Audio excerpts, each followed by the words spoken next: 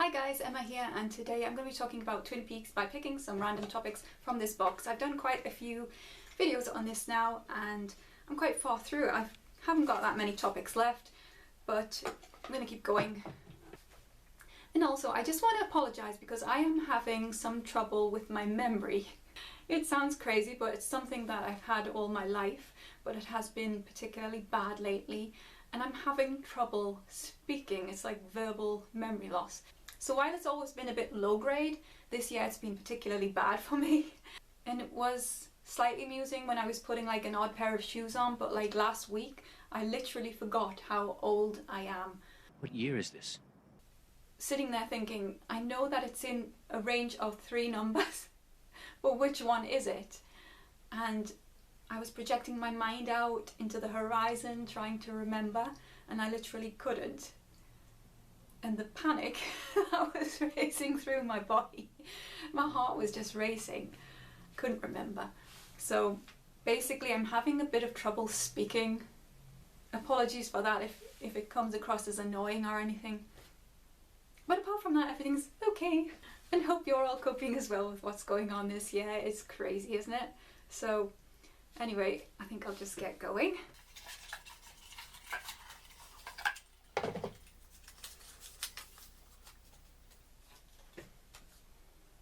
Does Sarah Palmer's link to Judy in season 3 undo the narrative as a victim and make her more complicit?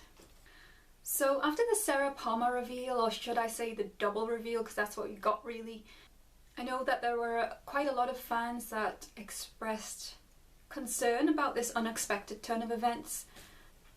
A lot of people simply asked how? How is this possible, given what we've seen in the story beforehand?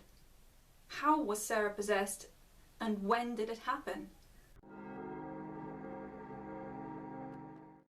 So Mark Frost's literature would later connect the Frogmoth Girl with Sarah Palmer, and this actually seemed to make even less sense. If Sarah, like Leland, had been targeted at a young age, then why did we never see it before? Why was there seemingly no signs of that in earlier scenes showing Sarah Palmer? Furthermore, if this force of evil was even just mildly influential in Sarah's life, then does that make her complicit in what happened to Laura? I think to try and make sense of it, it might be easier to start by thinking about the parasitic entities involved.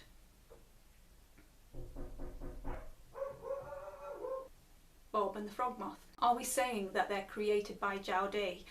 Or are we saying they are Jowday, therefore both just forms of negativity and evil? And if so, isn't it plausible that that's part of the reason that drew Leland and Sarah together, romantically, sick that might be, into their relationship? Here's my thoughts on Sarah.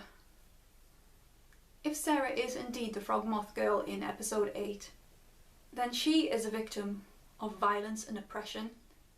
In a similar way to her daughter, she's penetrated and body snatched by this entity that ultimately has a really negative effect on her life. It might be the reason that she's been neurotic all her life and that she uses things like smoking as a vice. It might also be a reason why it could be interpreted that Sarah didn't do enough to stop Leland harming their daughter. There are indeed moments where it's clear that Sarah knew that there was an unhealthy dynamic between Laura and Leland. For example, the scene where Leland tells Laura to wash her hands. Sarah uses hysteria to interject without taking that any further. So if it's true that at some level Sarah knows what's going on, or even just suspects it, then should we view her as blameworthy and complicit in that abuse? I think that's a really hard question to answer because this story echoes that of many real-life families, where there may be very complex psychological reasons why mothers remain with abusive partners or even express denial about abusive situations, and in some cases even reject their kids' testimony against the abusers and instead support the abusers. It's hard to know where to draw the line with this fictional family because it's mixed with those supernatural elements, and I don't know if even a line can be drawn. However, I do believe that the scenes we see of Sarah when she's being tender towards Laura, or when she's grieving her, can never lose their original potency or their original meaning. These scenes are raw and powerful, and the expressions feel completely natural and real. This is a woman who is suffering her greatest loss, and the emotions that we see belong to Sarah Palmer and not to the entity inside of her.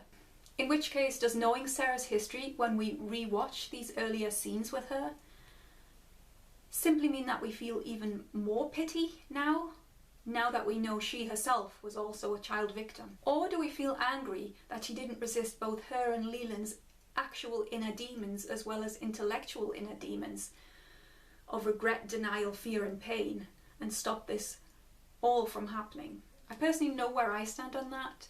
I just feel a soul-wrenching sense of sadness for the whole Palmer family, really. But it's probably something that will be the subject of many Twin Peaks discussions for years to come. I do think when we're thinking about something like this that outside sources might be helpful in making a determination. For instance, the Between Two Worlds featurette, in which Lynch talks to the Palmer family, provides a really interesting insight as to the creator's relationship with those people, with those characters, I should say. So I think that featurette actually sheds a lot of light on perhaps David Lynch's interest in the Palmer family, how he feels about them, and how he thinks maybe the audience should view them as well. And as I said, for me, that's just with a lot of pity. I think perhaps at some point that Sarah and the entity inside of her may have merged more than they possibly do earlier in her life.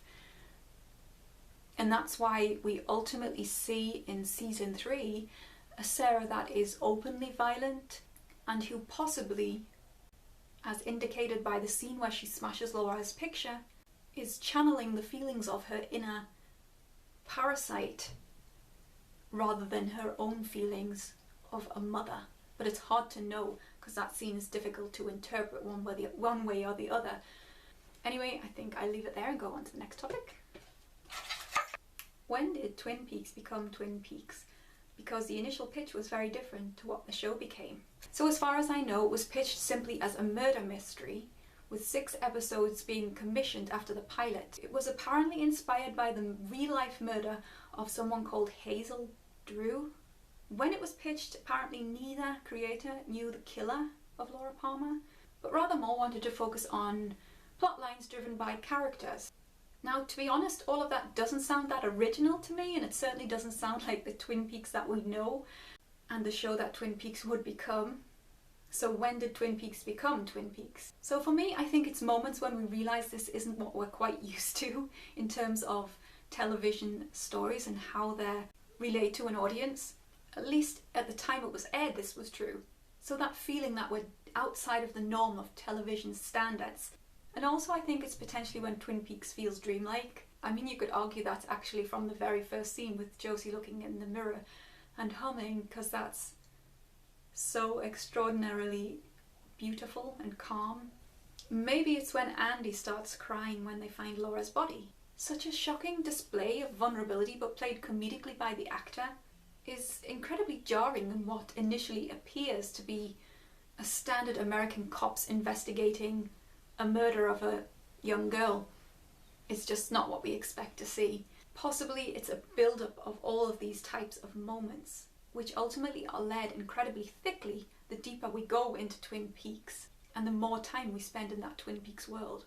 So I think maybe the answer's different for everybody on that, but those are just a couple of things that stand out to me. I know that sometimes when I talk about Twin Peaks with people, they mention things like Leland Palmer jumping on the coffin of Laura. Just things like that that make it different from that straight-laced investigative kind of chronicling. What was the alternate reality? Sorry, couldn't read that. Okay, I think it remains open to interpretation, but here are a few options. It's another universe created by Cooper, splitting reality when he saved Laura. It's a place created by Jaude to trap Laura. perhaps to stop Laura from existing in her original reality, and maybe asserting a good influence there. It's a place created by the firemen in order to protect Laura. It's a dream being dreamed by any number of Twin Peaks characters. Cooper, for instance, Laura, for instance, Ollie Brando, for instance. It's reality, where the fictional characters of Twin Peaks gradually are acclimatizing to. The whole thing is Jowday, and is a reality formed by the forces of negativity. It's the same reality that Dale and Cooper and the Twin Peaks universe has always existed in, except it's in a different time period, hence the final question, what year is this, posed by Cooper. It's another reality that Laura and Cooper are sent to because of the fact that they are both kind of displaced from their original realities and timelines. Laura because she was saved by Coop, and Coop because he spent 25 years in the Black Lodge instead of living his life in that reality. It might be just another place in the Black Lodge, but this time a more complex framework of reality. It's someone's dying thoughts and dreams, Cooper perhaps, Laura perhaps. It's a transitionary place where a character goes through the acceptance of death in the same way that the Sideways universe operated in the show Lost. Spoiler. It's a representation of the creative mind of Mark Frost and David Lynch, the joint creative mind. Why is there two Dianes, for example? One is Lynch's Diane, one is Mark Frost's Diane. Why does the landscape change? Does it symbolize conflicting approaches to artistic design by the two creators? Do you think this is a bit far-fetched? Take a listen to this quote by David Lynch, which makes me think of the Odessa world when he says it. Yeah, I dream, but I don't go by nighttime dreams. It's daydreams that I love, and sinking down, sitting comfortably in a chair, where you might be controlling some of the thoughts and directing yourself here or there, but at a certain point, the dream takes over, and you enter in a place where things are unraveling before you without your intervention. And many things can present themselves that way, and sometimes ideas that you fall in love with.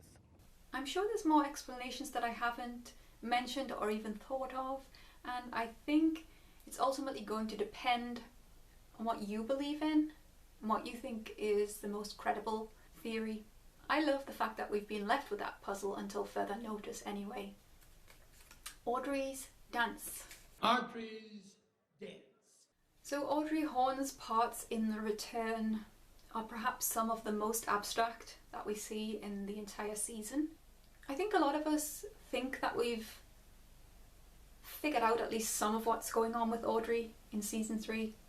However, I do wonder, given what we know about Audrey's mental health, whether a lot of her dialogue and Charlie's dialogue could be categorized as reflecting that traumatized psychological state that she's in. On the other hand, there have been some very convincing and interesting theories as to the meaning of the dialogue and what's going on inside Audrey's dream space, if you like. As a simple presentation, I think Audrey's dance is both beautiful and haunting and heartbreaking at the same time. It's an imprint of the past. It's taking Audrey back to a moment before she was brutalized. At that time of life of a young girl with so many opportunities lying before her. Audrey's life dramatically changed, and she was never the same person again after what Mr. C did to her. So I think when you watch Audrey revisiting that moment in time, when she was able to dance freely and to dream freely and to feel that hope for the future, not just for herself, but for the world, that's incredibly sad. And it also speaks a lot about the fragility of memory and what we hold on to in our lives, what determines our identities. What individual moments in time do we pick and say, this is who I am, this is what I did in my life, and that represents the entirety of my inner self. And I think for Audrey that this is it. The dancing that we saw her do in the original run of Twin Peaks, recreated here. For me personally, I enjoy this scene, especially when Audrey takes to the dance floor, because I see it as a study of woman and female sensuality, and particularly because the actress is no longer a young woman.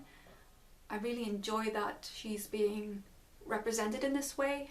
I really appreciate seeing that, and an audience being shown that feminine power still exists even when women age. I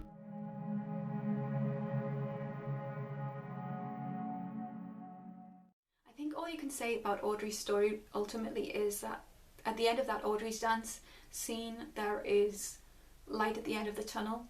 I've seen some fans discussing that Audrey's awakening moment might occur when other moments in Twin Peaks are happening, such as Laura being saved or the timeline changing, and that marks that moment where Audrey feels able to return to her senses in a way. Okay, so I think I'll leave it there. I feel like I didn't do that many topics. 4? Did I do 4? Yeah. I cut my finger on some secateurs this morning as well. Just in case you're interested in that. Thanks for watching today. If you have any comments on what I've said, leave them below, and if you have any more topics that you'd like me to talk about, you can leave them below as well. Feel free to follow me on Twitter at @thevloglady, and hopefully I will see you again next week. Bye!